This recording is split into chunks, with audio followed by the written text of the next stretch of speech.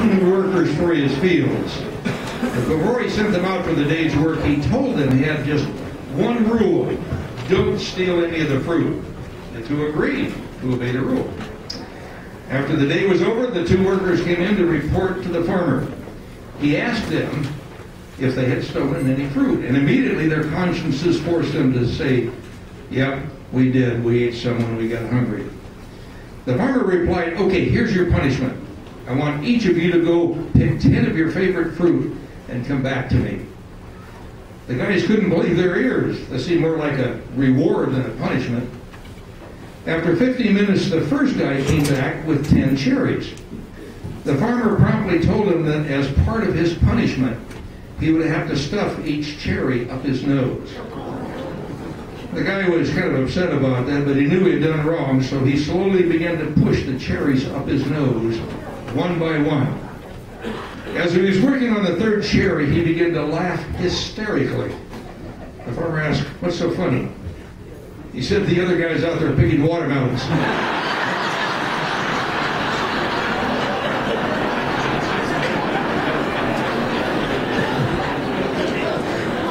That would really hurt, you know. Oh. Taxiing down the runway, the passenger jet abruptly came to a stop, turned around, and returned to the gate. Eventually, however, after an hour-long wait, the flight finally took off. The concerned passenger asked the flight attendant, "What was the problem?" "Oh, the pilot was bothered by a noise he heard in the engine," explained the flight attendant. "Well, I hope it's all been taken care of now," replied the nervous passenger. "Oh, it's fine now, sir. It just took us a while to find a new pilot." Anyway, we have this next guy, Chovin2. You may have seen him around the park, but this is a different guy that's up here on the stage right now. But I think you're going to enjoy him. He's got a fun song to sing to you. Gene?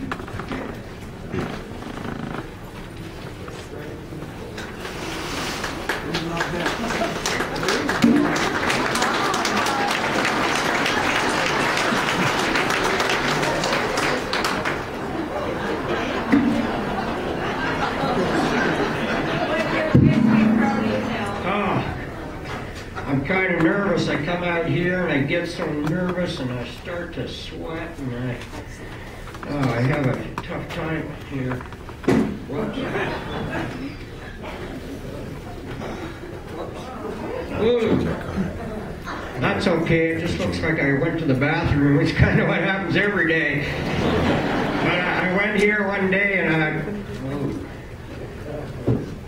Shirley asked me when I come out here, she said, "Jane, you're shaking quite a bit. Would you been drinking?" And I said, "I don't think so."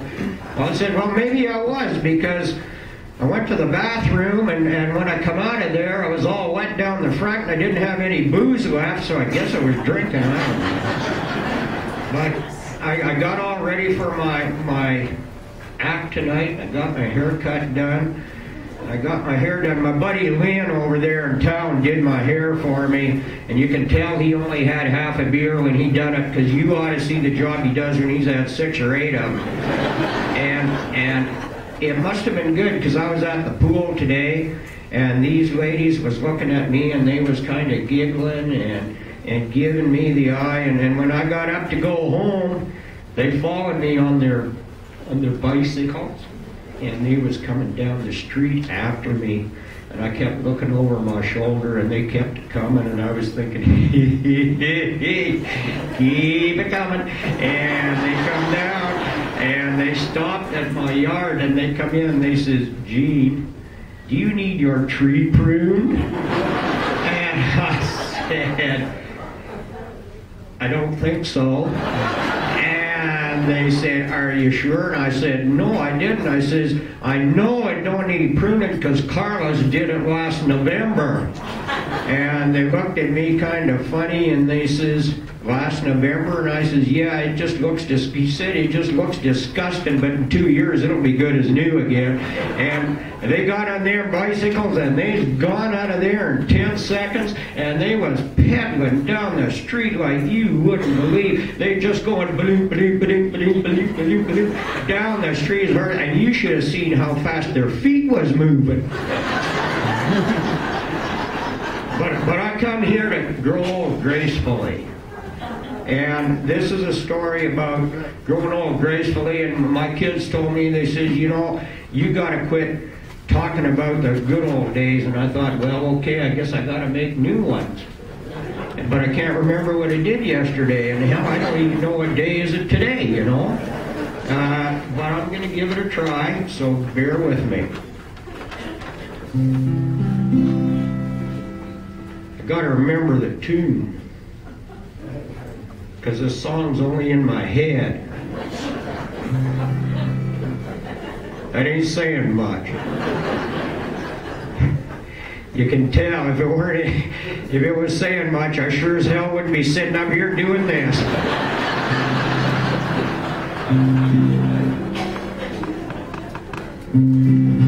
Once our lives was all about kids, and the things kids did. Riding horses, watching hockey games. Then one year when summertime came, said, honey, I think you're old enough to go to summer camp, do summer camp stuff. So we signed off for a 2-week stint. My wife said to me just before they went, she says, Gene, she calls me Gene if she's dismayed or if she needs some advice. But she ain't very damn often, I might add. And she says, what are we going to do when the kids are gone for 2 long weeks and we're on our own? How are we going to act when we're all alone? What are we going to do when the kids are gone?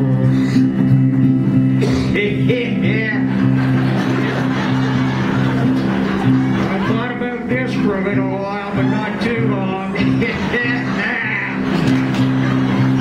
I said, I know what we's gonna do. Make love in the kitchen and howl at the moon. Run buck naked through the dining room. Stay out late, all of our friends. Run hog wild till the whole thing ends.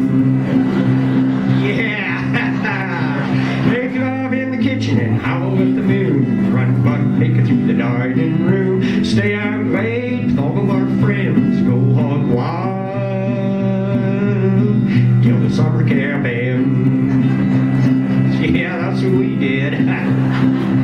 Then come dating, proms and graduation, and off to college for more education. Then one day became real clear, pretty soon the kids would be here.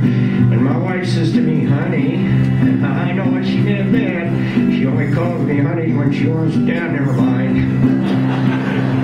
And she says to me, what are we going to do when the kids are grown, when they're all packed up and we're on our own? When we get back our life and the telephone, what are we going to do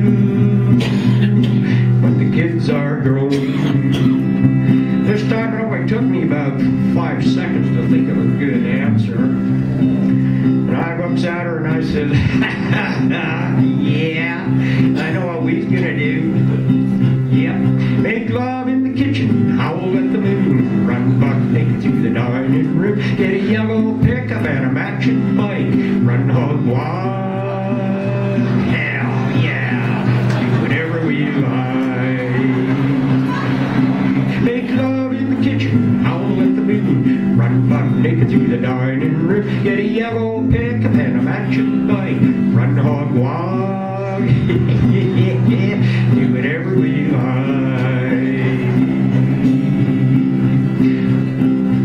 Then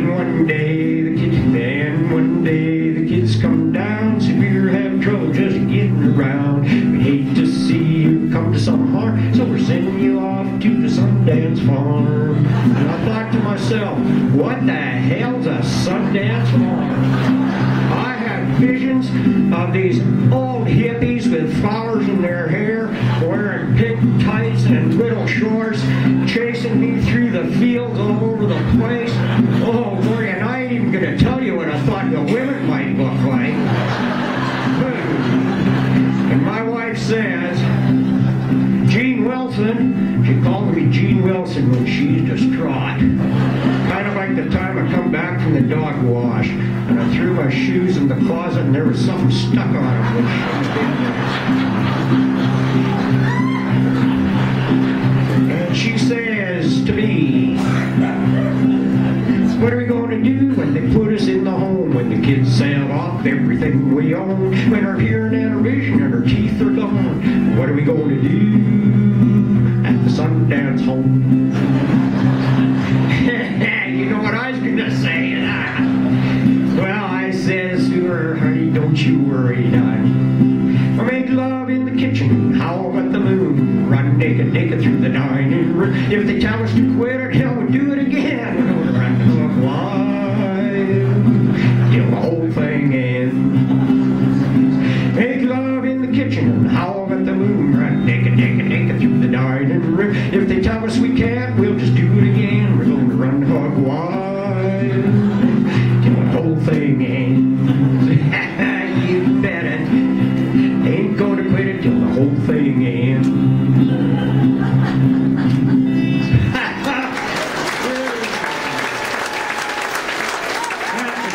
Too many people in the kitchen and the dining room full of people, but I snitched the key from Mary in the office. Where are you, sweetie?